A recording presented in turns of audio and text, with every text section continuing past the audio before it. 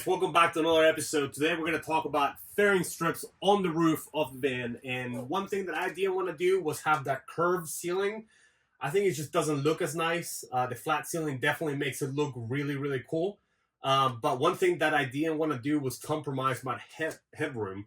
I'm not a very tall person, but I don't want to feel closed in with a low ceiling. So I found a way to basically compromise and achieve both of them. And I'm going to show you the exact measurements on how I cut those fairing strips, which I don't know why, but I was not able to find this online anywhere.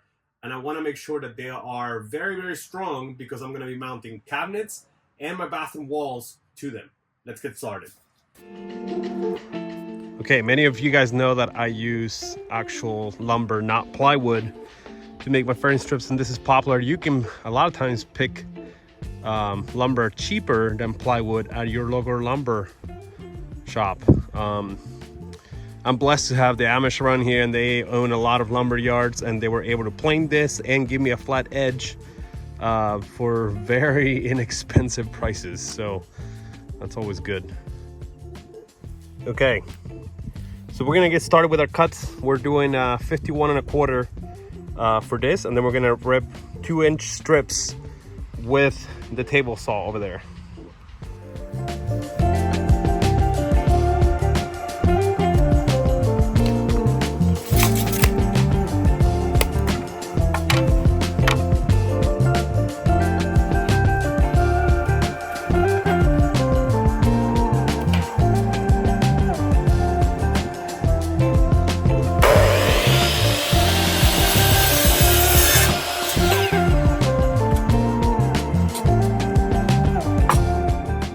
Some of you might be wondering why 51 1/4, and because of that little lip right there, it tells me that I am going to be pretty much even on both sides.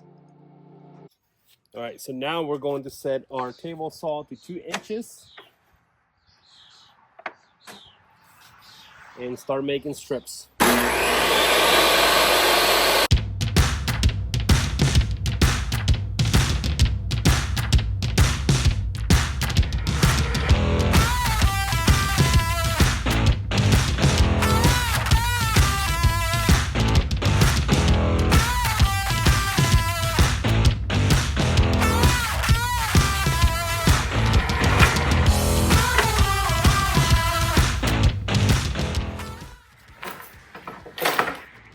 So if you don't have a template, which I do, I'm going to show you how I made the template too, the measurements for that. You're going to measure about 1 1/4 right there, and then 14 1/4 right there.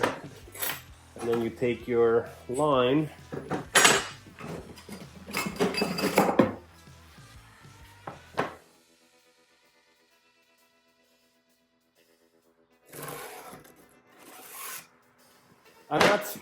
and that is roughly what it's going to look like. So you definitely want a little bit of an arch as it tapers onto the very ends.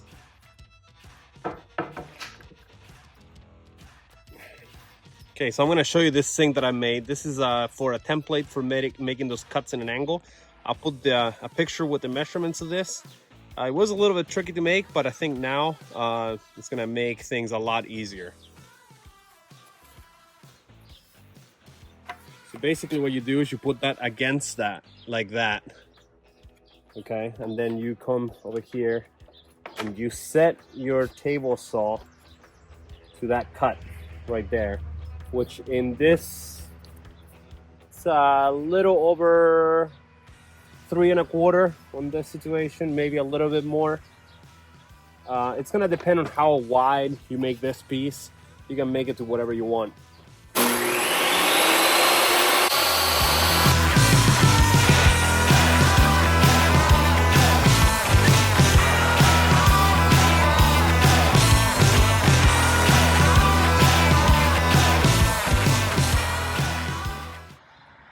Okay, so now we're going to make the pieces that go in between the two supports.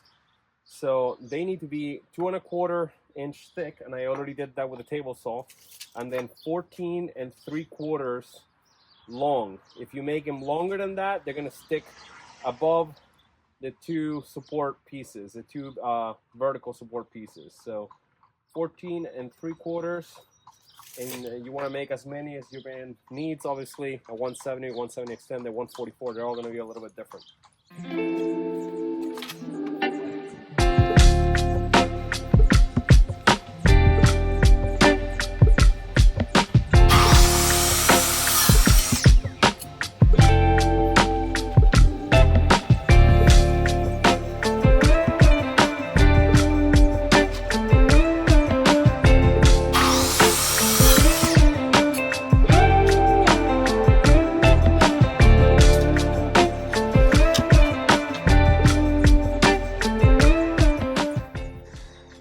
We got all of them cut, and basically, once they're assembled, what they're gonna look like,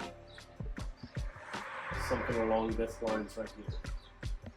You're gonna be able to sandwich the roof rib together, and the roof ribs have a slight angle, so if you only put one, it might turn to that angle, which I wasn't crazy about. I wanted to make sure all this is really nice and flat, and then the rest you can just kind of fill with glue.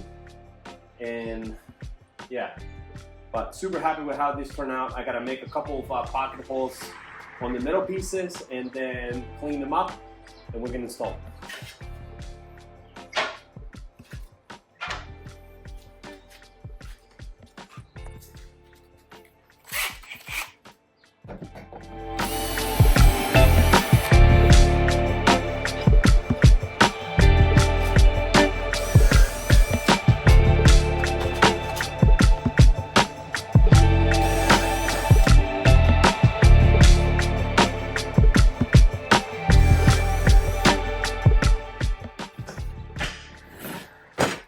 Okay, so now all of them have holes going this way, this way, this way, and that way.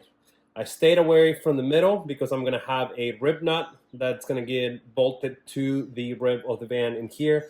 So I will put some wood screws in here from the side, but I wanna stay clear of that as much as possible.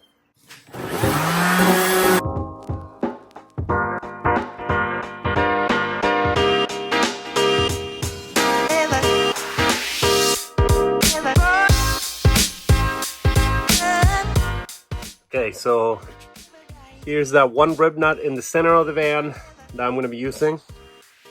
And here are my fairing strips. So a good way to know where that is when you make this hole right here, which is really tough to do, is mark it right there on both sides. And then make a paper template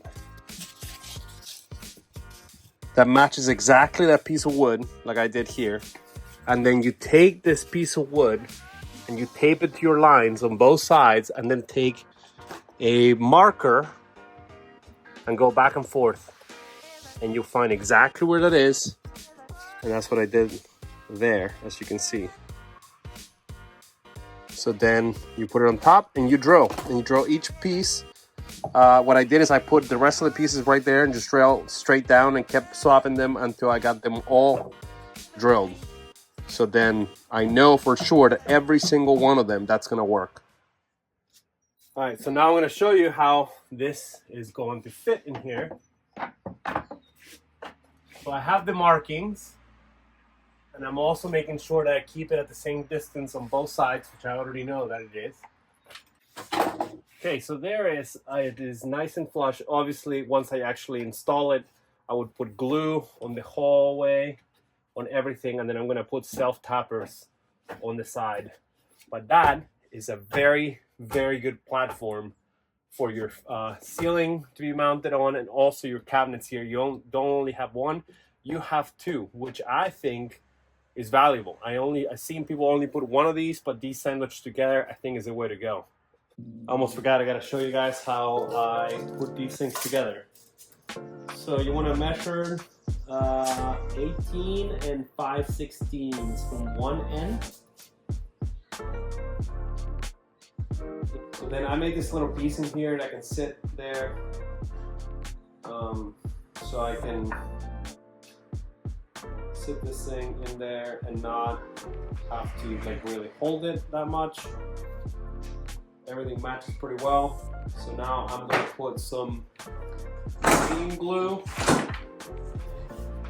This is the one that I use, is Loctite Marine. I'm going to put a little bit on either side of this thing. And I have it marked pretty well on that spot right there.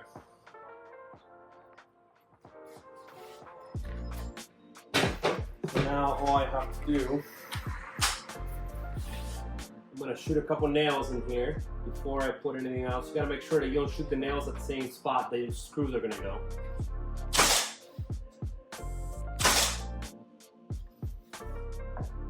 Do the same thing on the other side.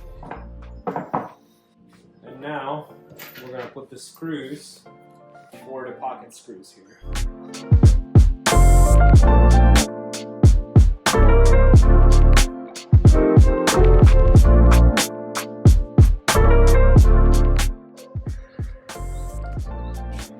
So that's pretty much how they should be looking like. And one thing to note, that I build these not super tight against these things, because when you have metal and wood, a lot of times like this, if you don't put glue in there, you don't put something in there, it makes a squeaking sound as you're going down the road. I had that same issue with my Max Air fan. This was too close to the top, and because it's two different panels, I had to actually cut away a little bit here, because when you pushed on this, it was squeaking like crazy. And I'm glad I caught it before I closed up the ceiling. So be mindful of that. But I am super happy with how this is turning out, and it is definitely going to be nice and flat. And like I said, I'm not really losing a whole lot. Maybe just a little bit in the middle, which is 5/8, I think. We are ready to start installing these things, and I have a bunch of them already installed, but I kind of want to show you what that looks like. So you're gonna grab your screw that you put into the rib nut that we installed on the ceiling, lock washer, and a flat washer, and that goes right there. I already cut that to be recessed, so the screw head is not sticking out. It's nice and flush.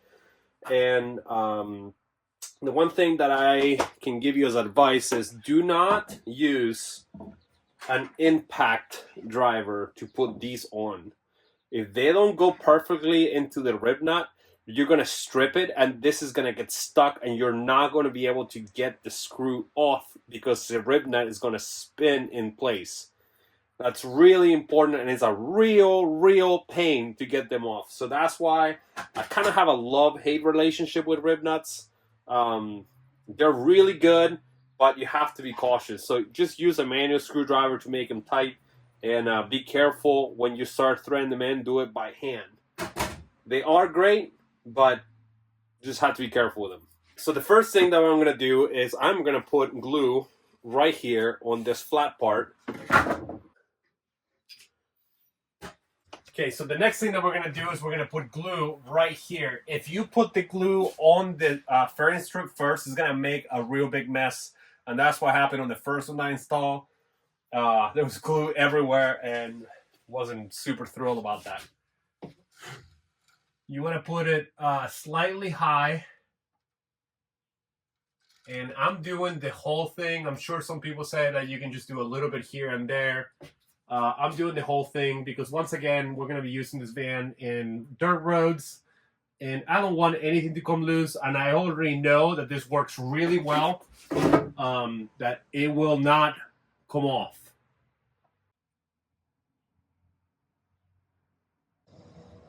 So right here you have that rib nut right in the center of the van, and that's where we have our hole in our fairing strip.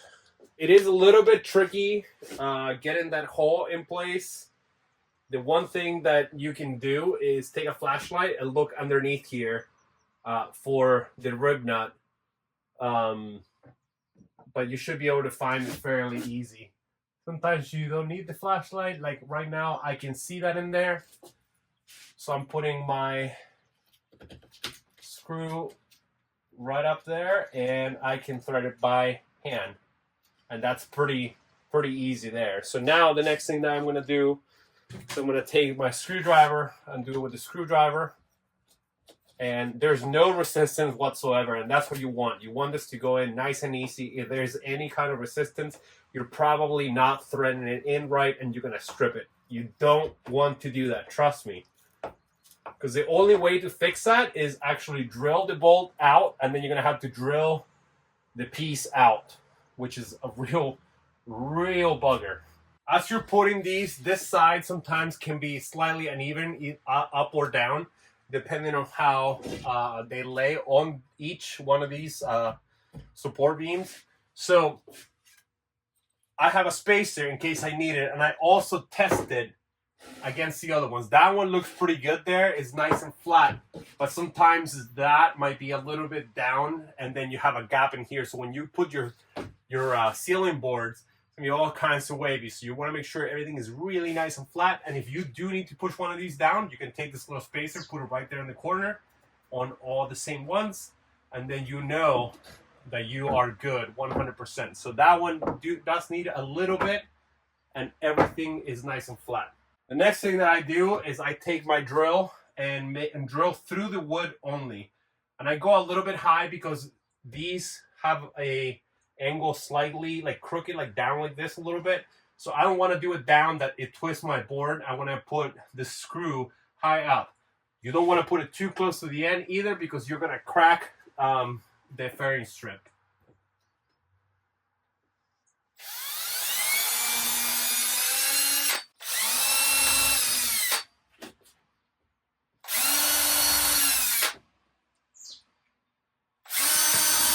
Okay, so the next thing that we're going to do is we're going to use the self-drilling screws. They're Teks screws, 1.5 inches right there, you can see it. And you don't have to pre-drill a hole with these. They, like the name says, is self-drilling. So all you got to do is take your impact driver,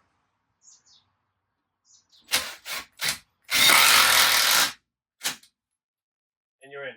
That's it. So we're going to put 4 of these, one here, here, here, and here. And as I'm putting these, I'm going to be checking to make sure that everything is level.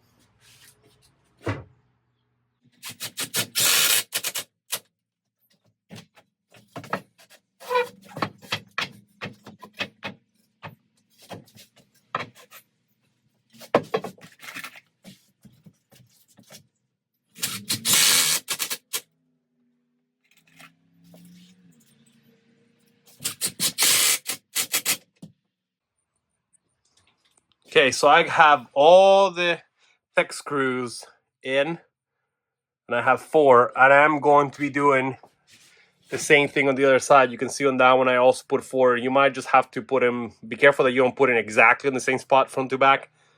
But I am very confident that that is a solid surface to mount your ceiling. And because I'm going to be using this fairing strip for mounting cabinets, is also really important that everything is nice and tight. So that wraps up this video on how to do these fairing strips on the ceiling. It was a little tricky, but overall, I am super happy with the results.